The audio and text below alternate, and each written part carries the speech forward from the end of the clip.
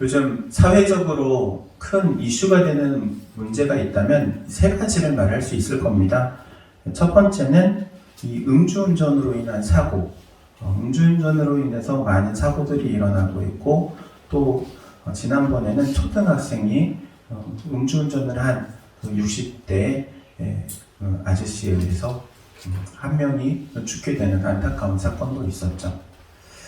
뿐만 아니라 이 살인사건과도 같은 큰 사건이 일어났음에도 불구하고 이 음주운전자에 대한 처벌이 그렇게 강하지 않아서 이 피해자의 마음에 2차로 더 마음이 상한 그런 사건들을 보게 됩니다. 그리고 또한 두 번째는 우리나라 마약 청정국이라는 말이 이제는 유명무실해졌습니다. 방송에서 이런 이야기를 하더라고요. 우리나라에 마약을 주문을 하면 1시간 이내에 배송이 된답니다. 그 정도로 심각한 문제가 되었고 너무나도 우리 삶에 가깝게 와 닿은 사건이 된 거죠. 그리고 세 번째는 동성애의 문제입니다. 동성애를 죄라고 생각하지 않습니다. 심각하게 생각하지 않는 사람들이 많죠. 오히려 이것은 개인적인 취향일 뿐이다 이렇게 말하는 이들도 있습니다.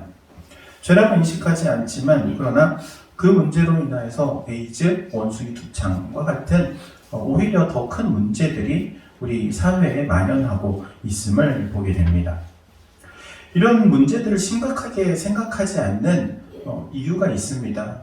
첫 번째는 그게 나랑은 상관이 없다고 생각하기 때문에 그렇습니다. 그 문제가 나랑은 상관이 없다. 그러지 않습니다. 내가 상관이 없는 게 아닙니다. 나도 어느 순간 그 일들로 인해서 피해자가 될 수 있는 겁니다. 음주운전, 나 술도 안 마시는데 가해자의 문제가 아니고 피해자가 될 수 있다는 거예요. 누군가가 음주운전을 해서. 뿐만 아니라 처벌이 약하기 때문이기도 하죠. 어떤 이슬람 국가들처럼 술 먹으면 사형 이러면은 누가 술을 마시겠어요. 그리고 또 누가 함부로 음주운전을 하겠어요. 그런데 음주운전을 해도 처벌이 그닥 강하지 않아요. 오히려 술 마셨다고 처벌을 완화시켜주는 참 이상한 법이죠. 뿐만 아니라 이러한 것들을 심각한 죄로 여기지 않는다는 거예요. 심각한 죄로 여기지 않아요. 특별히 우리 사회는 음주에 대해서 많이 관대하죠. 그래서 술 마시고 술 취해가지고 홧김에 살인사건이 일어나도 심신미약이다 이러고 오히려 감형의 이유가 되기도 하죠. 이런 문제들을 또한 문제 삼는 사람들을 바라보는 사람들의 시선도 문제예요. 그게 무슨 큰 문제라고. 그렇게 큰 문제는 아니야 라고 말하는 이 사회 또한 문제라는 것이죠. 여러분, 죄는 마치 좀과 같습니다. 좀 아세요? 요즘 사람들은 잘 몰라요. 저도 어렸을 때 좀이라는 걸 봤어요. 좀벌레가 옷을 갉아먹는데 구멍이 이렇게 정말 작게 나요. 그런데 아무리 좋은 옷이라 해도 이 좀이 한번 먹으면 옷을 못 써요. 못 쓰게 만들어요. 아무리 좋은 명품 옷이라고 해도. 그래서 옛날에는 옷장마다 뭐 넣어놨어요? 좀 먹지 말라고. 나프탈렌 넣어놨잖아요. 나프탈렌. 좀이 먹으면은 아무리 좋은 것도 다 버려야 되는데 이 사회의 죄가 그와 같은 거예요. 그렇게 심각하지 않다고 생각해요. 사소한 거라고 생각해요. 그런데 어느 순간 이 사회가 못 쓰게 되어버리는 거예요. 마치 천천히 끓어오르는 물에 개구리를 넣어놓으면 개구리가 그 안에서 그냥 재밌게 놀다가 익어가요. 죽어가요. 죽는지도 모르고. 그런데 이 사회가 그와 같다는 거예요. 다윗의 이야기를 살펴보면 마치 그와 같아요. 죄는 아주 작은 것으로부터 시작합니다. 아주 사소한 것부터 시작을 해요. 다윗이 어떻게 사소한 죄를 저지릅니까? 백성들은 전쟁터에 나가요. 그런데 다윗 왕은 왕궁에 있어요. 왕이니까 안 나갈 수 있겠죠. 좀 쉴 수 있어요. 그런데 그것이 나태라는 죄목이에요. 나태해요. 자신의 백성들은 생명을 걸고 전쟁터에 나가가지고 전쟁을 치르고 있는데 지금 궁 안에 지금 다윗은 쉬고 있는 거예요. 그런데 이 죄가 점점 발전합니다. 어떻게 발전합니까? 바세바라는 한 여인이 눈에 들어와요. 그리고 그 여인은 함께 동침을 하죠. 보니까는 남편이 있는데 이 아내가 임신을 한 거예요. 남편은 전쟁터에 나가 있는데. 그래서 차도살인지게로 이 신하인 충성스러운 우리아를 죽게 만들어요. 사소한 나태라는 죄가 점점점 발전해서 살인에 이르기까지 죄가 점점 커지는 거예요. 여러분, 죄악은 반드시 발전하게 되어 있습니다. 우리말 속담에도 그런 말이 있잖아요. 바늘도둑이 어떻게 알았어요? 바늘도둑이 소도둑 되는 거는요, 그게 그래요. 죄라는 거는 그렇게 점점점 발전하게 돼 있어요. 그래서 초장에 잡아야 돼요. 죄는 발전하지 못하도록. 성경은요, 우리에게 그래서 이렇게 말합니다. 죄악은 어떠한 모양이라도 버려라 그래요. 다윗은요, 아무도 모를 거라고 생각합니다. 그런데 선지자 나단이 와가지고 책망하잖아요. 하나님이 보셨다. 그리고 다윗이 대단한 점은 그 책망을 들은 순간 하나님의 음성으로 듣고 회개했다는 거예요. 회개했다는 거. 여러분, 예수님 때문에 죄악을 향해 살아가던 우리가 하나님께로 돌아오고 또 이제는 돌이킨 하나님의 자녀로 살아가게 되는 것, 큰 은혜이며 축복인 줄로 믿으시기 바랍니다. 하나님께서는요, 그 예수 그리스도를 믿는 우리를 향하여서 근데 계속해서 꾸준하게 말씀하시는 게 있어요. 뭐냐면요, 회개하라 그래요. 회개하라. 예수 믿는 우리 보고 회개하래요. 도대체 무엇 때문에? 그래, 하나님께로 돌이켰어. 너 하나님의 자녀가 됐어. 그런데 너가 이전에 살아가던 생활, 방법, 습관, 생각 이런 것들을 아직 버리지 못해가지고 하나님의 자녀가 됐지만 하나님의 방법대로 살아가지 않고 하나님의 뜻대로 살아가지 않아. 그러니까 계속해서 뭐 해라? 돌이켜라. 회개해라. 하나님께서 우리에게 계속해서 얘기하세요. 돌이키고 회개해라. 돌이키고 회개하면 하나님의 큰 은혜가 있습니다. 왜냐하면 이 회개는요, 회복의 기회이기 때문에 그래요. 회복의 기회. 회개하는 것은 하나님께서 주시는 기회를 다시 한번 붙드는 거예요. 시편 6편 6절에 보면은 다윗이 회개를 하는데 침상이 젖도록 회개했다고 기록하고 있어요. 이렇게 말씀합니다. 내가 탄식함으로 피곤하여 밤마다 눈물로 내 침상을 띄우며 내 요구를 적시나이다 그래요. 여러분, 이불이 젖을 정도로 눈물을 흘려가며 회개해요. 도대체 왜 다윗은 그렇게 회개했을까요? 죄를 범하면 반드시 결과로 따라오는 것들이 있어요. 죄의 결과로 따라오는 것들. 그리고 그것 때문에 잃어버리는 게 있어요. 잃어버리는 거. 여러분, 지갑을 잊어버리면 어떻게 돼요? 지갑을 찾으러 열심히 돌아다니겠죠. 왜? 지갑에 뭐가 있으니까? 돈 있으니까. 돈보다도 신분증 중요하잖아요. 신분증 새로 발급받으려면 얼마나 까다로워요. 도청 가야 되고 구청 가야 되고 면사무소 가야 되고 카드 잃어버리면 또 얼마나 번거로워요. 분실 신고해야 되고 또 새로 발급받아야 되고 중요한 것을 잃어버리기 때문에 그래요. 그 안에 있는 하나님께 회개를 한다는 것은요, 그 중요한 것을 찾는다는 거예요. 내가 잃어버린 것을 찾는 것. 그럼 도대체 무엇을 잃어버리기에 하나님께서는 우리에게 회개하라고 말씀하실까요? 시편 51편은요, 다윗이 자신이 범죄에서 잃어버린 것들을 고백하며 잃어버린 것들을 회복시켜달라고 기도하는 기도문이기도 해요. 우리 함께 한번 보도록 하겠습니다.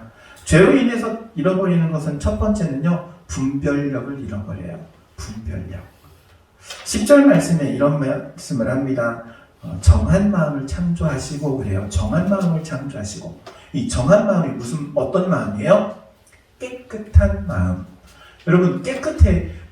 이 마음이 깨끗해야 마음 속에 뭐가 들어있는지를 볼 수 있는 거예요.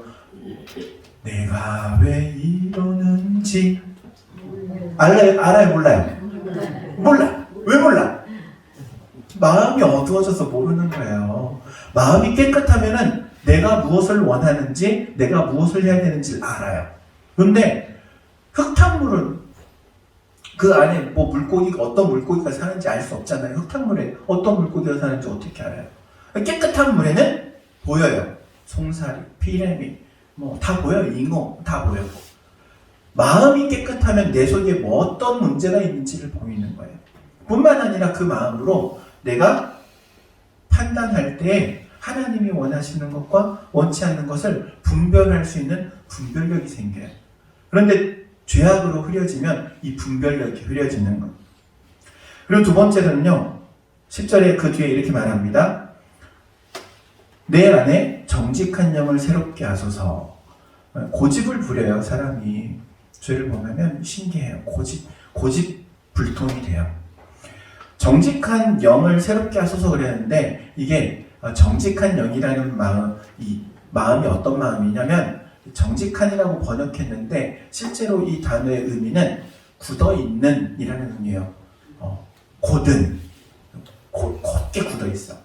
이스라엘 백성들을 향해서 하나님께서 항상 이렇게 말씀하시잖아요. 책망하실 때 내 백성은 목이 곧은 백성이라. 이 고집을 너무 부려. 오라고 하는데 안 와. 딱 목이 딱 해가지고 그냥 말을 해도 안 들어. 여러분 고집 부리면 그 결과가 뭐냐면 멸망이에요. 출애굽을 할 때 가장 고집 부리는 게 누구였어요? 바로왕이잖아요. 바로왕이 이스라엘 백성들을 안 내보내려고 고집 부려요.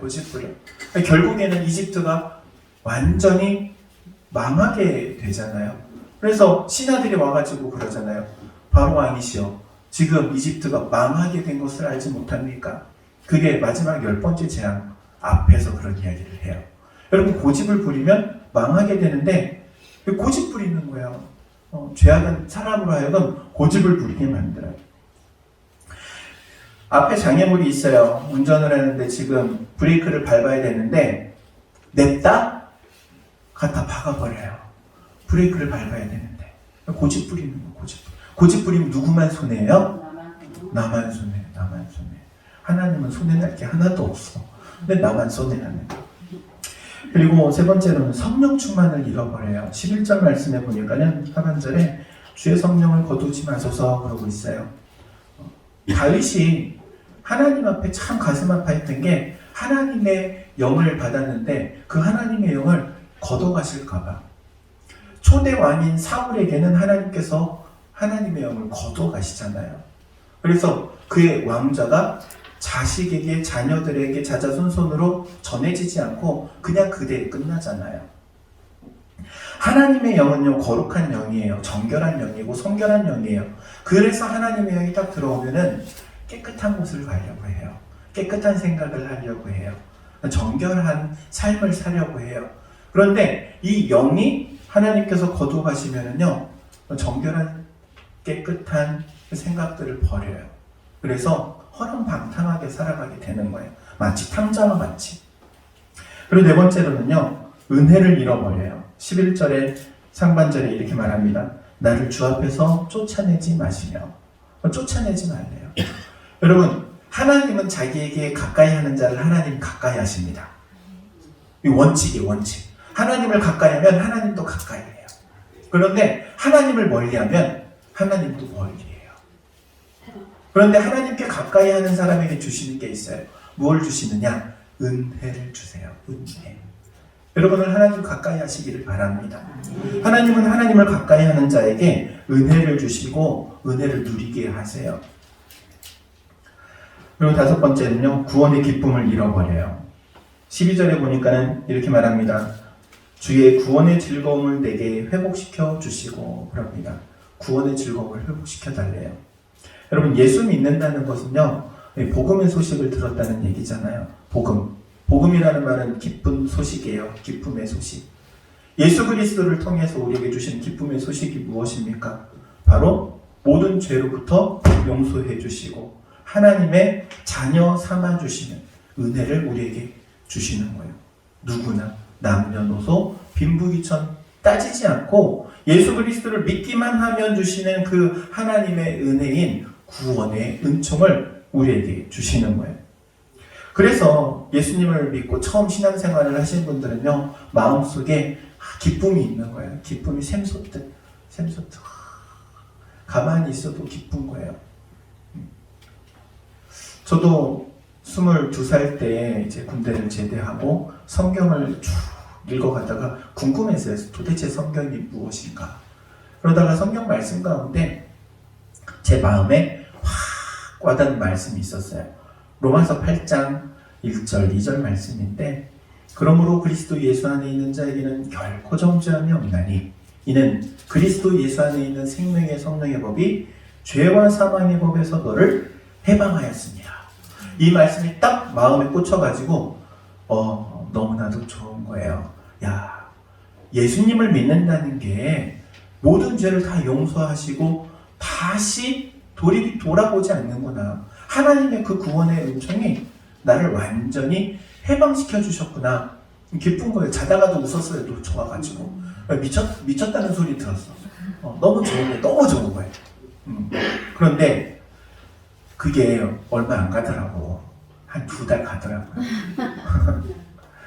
그러면서 신앙에 좀 괴리가 왔어요. 어떤 괴리가 왔냐면, 내가 세상을 살아가면서 죄를 범하지 않아야 되는데 죄를 범하는 거예요.